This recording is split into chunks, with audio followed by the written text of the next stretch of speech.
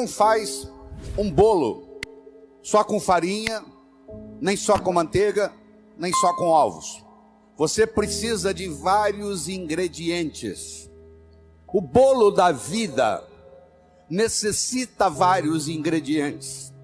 E um desses ingredientes é o diálogo. Um desses ingredientes é a capacidade de se comunicar. Ele não é o único, mas ele é fundamental. A comunicação tem 3 níveis.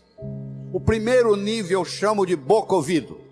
O segundo nível eu chamo de cérebro-cérebro. O terceiro nível eu chamo de coração-coração. Vamos começar com o primeiro nível. Boca-ouvido. Deixe-me primeiro fazer uma distinção para você. Ouvir e escutar não são sinônimos. Você ouve com o ouvido, você escuta com o cérebro. Você já foi alguma vez num restaurante e pediu ao garçom para lhe trazer uma água com gás e ele lhe trouxe uma água sem gás? Ou você fez uma solicitação e ele lhe trouxe outra? Aquele garçom, naquele momento que ele recebeu o seu pedido, ele estava operando no nível 1. No nível 1 ninguém é promovido. No nível 1 você não conquista as pessoas. No nível 1 você não vai para frente na vida. Não interessa a nota que você tirou na escola, isso não faz diferença. Porque a escola lhe passa informação. A vida lhe exige competência de ação. O que cai na prova não cai na vida. Se você observar na sua cidade, você vai encontrar indivíduos que eram CDFs, que eram estudantes brilhantes, e hoje são pessoas que estão perdidas na vida. E você vai encontrar também pessoas que eram estudantes medíocres, e hoje são excelentes empresários, estão contribuindo para o bem-estar da comunidade. Por que isso? Porque esses segundos, eles sabem dialogar com o mundo, eles sabem dialogar com a sociedade, eles aprenderam, talvez até intuitivamente, o poder da comunicação. Então, se você me permite, eu vou começar a trabalhar nesse modelo do nível 1, boca-ouvido, nível 2, cérebro-cérebro, nível 3, coração-coração. Quando você está operando no diálogo no nível 1, não acontece nada. É o pai que está dando um sermão para o filho. E entra num ouvido e sai no outro. E o pai não percebe que ele vem falando isso há 5 anos e não funcionou nada. Pelo contrário, o filho até ficou rebelde de escutar o pai falar aquilo. E o pai não se dá conta que aquilo não é diálogo, que é um monólogo que ele está falando para o vento. Porque está entrando no ouvido e saindo no outro. Eu só posso me comunicar com vocês se nós fizermos uma conversa que interesse vocês. Não tem outro jeito. No diálogo, na comunicação, nós temos que modificar um pouquinho aquela frase que você conhece. A frase é assim: faça aos outros o que você gostaria que fosse feito a você. A verdade não é bem essa. Faça aos outros o que os outros gostariam que fosse feito a eles. Se eu convidar você para jantar na minha casa em São Paulo, eu não vou lhe servir o meu prato favorito. Pode ser que você nem coma. Eu vou perguntar o que você gosta. Se eu quero agradar alguém num processo de diálogo, eu tenho que ver o que a outra pessoa quer ouvir. Eu vou começar por ali, e não o que eu quero passar. Quero que você entenda isso. Faça aos outros o que os outros gostariam que fosse feito a eles. Eu quero mostrar o meu ponto de vista para você, mas eu não me preocupo como que você vai receber esse ponto de vista. Aí sabe o que acontece? A natureza colocou um ouvido no mesmo nível do outro. Entra num ouvido e sai no outro.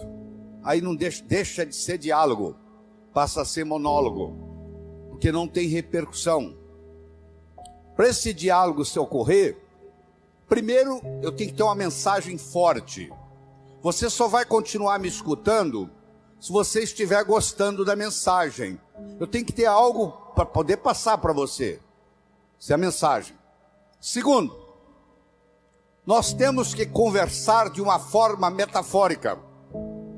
Quando eu lhe conto uma história, você não pode dizer que você não concorda com ela. Eu estou lhe contando uma história.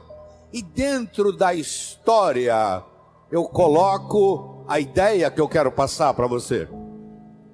Era uma vez um navio de alta prioridade, porque carregava ouro. E de repente o motor desse navio enguiçou. E o dono do navio disse: para. Traga aqui o melhor mecânico da região. Eles trouxeram. Ele trabalhou um dia inteiro, não conseguiu consertar o motor. Ele disse: para. Traga aqui o melhor engenheiro mecânico do país mais próximo. Eles trouxeram. Ele trabalhou 2 dias, não conseguiu consertar o navio. Ele disse: para. Traga aqui de onde estiver, de helicóptero, quem montou essa máquina desse navio. E eles procuraram, encontraram e trouxeram ele e um assistente. E eles desceram no navio de helicóptero. Foram até a casa de máquinas, escutaram o barulho da tubulação, tocaram nos tubos, e tinha uma válvulazinha vermelha num canto. E ele perguntou para o assistente dele: você tem um martelo? Tem, me empresta. Ele foi lá e pim, ligue. Eles ligaram, tudo funcionou às mil maravilhas. Os 3 indivíduos que trabalharam, o primeiro que trabalhou um dia, o segundo que trabalhou 2 dias, e esse que deu a martelada na válvula, mandaram as suas respectivas contas. Quem trabalhou um dia mandou uma conta de $100. Quem trabalhou 2 dias mandou uma conta de $400, $200 por dia, porque ele havia trabalhado 2 dias e ele era mais sofisticado do que o outro. E quem deu a martelada mandou uma conta de $10.000. O dono do navio falou: eu vou pagar, porque ele consertou o meu navio, mas eu só pago com uma condição: que ele mostre como é que ele chegou à conclusão de me cobrar $10.000. E ele mandou um bilhete para o dono do navio: para dar a martelada, $1. Para saber onde bater com o martelo, 9.999. Olha que interessante. Você imagine que nós estamos almoçando e eu conto essa história para você. Aí nós estamos num diálogo, almoçando. Aí você vai para o seu escritório comigo e você está pensando em me contratar para ser seu consultor na sua empresa. E você pergunta assim: doutor Lair, qual é a sua remuneração? E eu falo um preço elevado. Ao invés de você falar é caro, você vai pensar assim: esse cara sabe onde bater com o martelo. Eu preparei o seu cérebro para escutar o meu diálogo com você. Através de quê? Através de uma história, através de uma metáfora. A pessoa que sabe dialogar, ela conversa metaforicamente. O político que ganha a eleição é um contador de histórias. O padre que faz o sermão que agrada a todos é um contador de história. Porque quando você está contando uma história, a mente crítica baixa. Você conta a história e leva o que você quer levar junto da mensagem. E a mensagem entra na estrutura psicológica. Terceira coisa importante no diálogo é uma linguagem apropriada. Você já foi a um médico e o médico começa a usar aquela terminologia médica que só ele entende. E aí você volta e a sua família te pergunta: e aí, o que você tem? O que o médico falou? Ah, não entendi o que o médico falou. Esse médico não tem nada de inteligente. Ele tem que conversar numa linguagem que o paciente entenda. A própria Bíblia tem uma citação dizendo que se você não falar a linguagem de quem está lhe escutando, você está falando aos ares. E outra coisa importante é a percepção. Uma coisa é o que você está passando, a outra coisa é que o outro está captando. Ah, você é um vendedor? Sou. Você é um bom vendedor? Ótimo vendedor. E aí, você tem vendido bem? Não, tem vendido muito mal.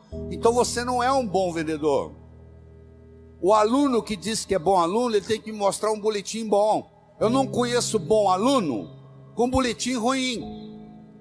O mínimo que você tem que me mostrar como bom aluno são boas notas no boletim. Isso lhe caracteriza como bom aluno. Se você é vendedor e você não está vendendo o que você gostaria de vender, você vai me desculpar. A tecnologia, a abordagem que você está usando de vendas está sendo inadequada.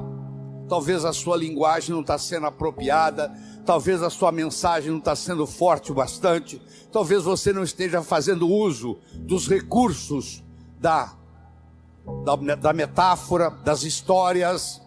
Semana passada teve um cliente aqui e eu falei para ele o seguinte: aí você pode falar o que você quiser. Você está falando, você está contando para esse cliente que está na sua frente o que você fez com o cliente da semana passada, o que você falou para ele. Mas na realidade você está falando para esse escutar, mas você usou o artifício metafórico de que você está falando para o outro. E quando você trabalha esse fenômeno do diálogo desse jeito, quando você termina, a pessoa se sente convidada a participar das suas ideias. Ela se sente...